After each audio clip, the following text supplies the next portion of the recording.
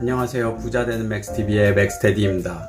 오늘 같이 이야기 나눠볼 주제는 제가 이전 영상들에서 이렇게 되지 않을까 말씀드렸던 내용들, 이렇게 투자해야 되고 어떤 걸 조심해야 되고 이런 내용들이 어느 정도는 맞아 들어가고 있고, 그리고 맞아 들어갈 환경이 만들어지고 있어서 그거에 대해서 좀 얘기를 나눠보려고 하고 있고요. 최근 투자시장 동향에 대해서 말씀드리면서 이런 동향이 제가 이야기했던 내용들, 즉 계획들에 잘 맞아 돌아가고 있다, 이런 내용들을 말씀드리려고 하고 있습니다. 이미 투자의 큰 방향에 대해서는 제가 어느 정도 말씀드린 것 같아서 그 큰 흐름 속에서 짜잘짜잘하게 시장 업데이트도 좀 드리고 이런저런 좀 도움이 될 만한 내용들도 좀 같이 말씀드릴 예정이니까 그렇게 참고해 주시면 될 것 같고요. 이전 영상들을 보면 지금 영상이나 향후 영상들 볼 때 도움이 될 거다라고 얘기를 계속 드리는데 안 보실 분들이 많다라는 걸 알고 있기 때문에 가끔은 이전 영상과 좀 중복되는 내용이 있어도 이 점을 좀 참고해서 봐주시면 될 것 같습니다. 자, 그럼 세계의 상황은 어떠한가부터 이야기를 해볼까요? 제가 미국은 어느 정도 단기도 아니고 장기도 아닌 중기적 관점에서 봤을 때는 부채 때문에 금리를 어느 정도 낮게 유지하면서 약한 달러를 유지를 해야 할 거라고 말씀을 드렸죠. 기축통화로서 지위를 잃지 않는 선에서, 즉 세계 패권을 잃지 않는 선에서 말이죠. 거기에 유럽의 유로존 내에서 예상보다 좀 적극적으로 위기를 극복하려고 하는 움직임이 있었죠. 공조가 이루어진 현상이 나타났었고, 예상보다 좀 중국 경제가 빠르게 회복을 하고 있는 등 이런 것 때문에 돈이 지금은 이제 미국에서 좀 빠져나와서 다른 나라로 흘러가고 있다 보니까 이런 게 좀 미국 달러 약세로 나타나고 있고요. 제가 이걸 이야기한 영상을 올려드린 이후에 그런 추세가 꽤 진행이 되어 오다가 엊그저께 이제 미국 7월 FOMC 의사록이 공개가 되면서 실물 경제가 안 좋으니까 추가적인 지원은 필요하다는 데는 공감을 한다. 하지만 언젠가 적절한 시점, 영어로 이제 at some point라고 표현을 했는데 언젠가 적절한 시점에 가서 금리의 목표 범위에 대해서 좀 더 명확하게 지침을 내리겠다라는 식으로 좀 애매하게 이야기를 했습니다.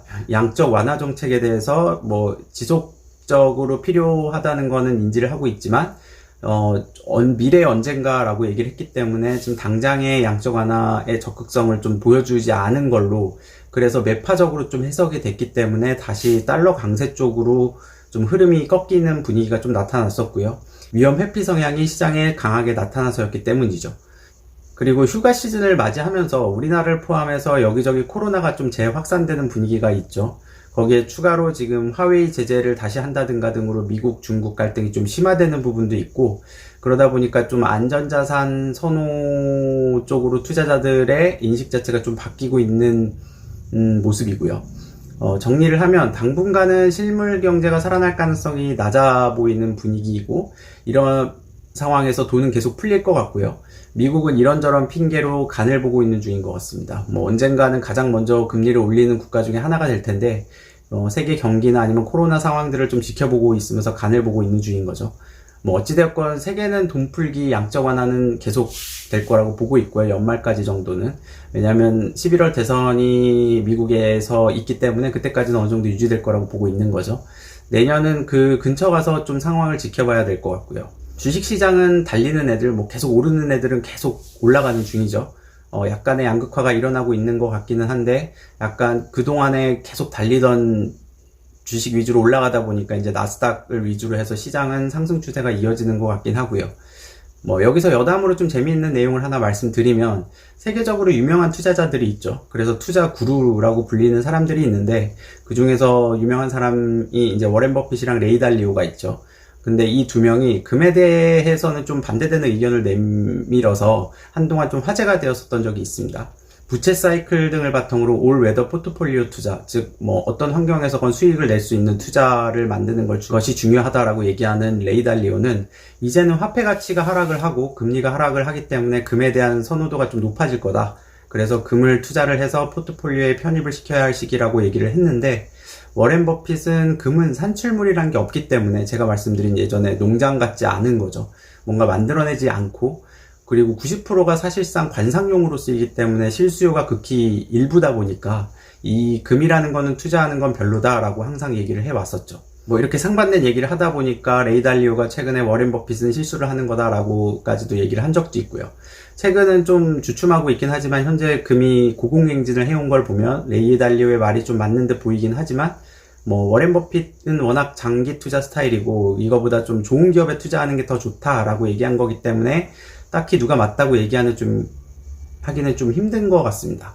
워렌 버핏이 투자한 애플이 최근 상반기 중에만 한 2배 가까이 오르면서 시총 2조 달러를 찍었죠. 이는 미국 상장 기업 중에서는 가장 먼저 시총 2조 달러를 찍은 기업이고요. 세계적으로는 사우디아라비아 국영 석유 회사인 아람코가 작년 12월에 찍은 이후에 지금 2번째로 찍게 된 거라서 굉장히 의미 있는 기록이라고 할 수 있습니다.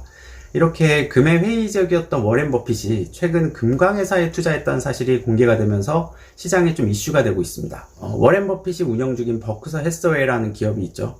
버크셔 해서웨이가 최근 캐나다에 본사를 둔 제2위 금광업체인 베릭골드라는 회사의 지분 1.6%를 매입을 했다라고 합니다.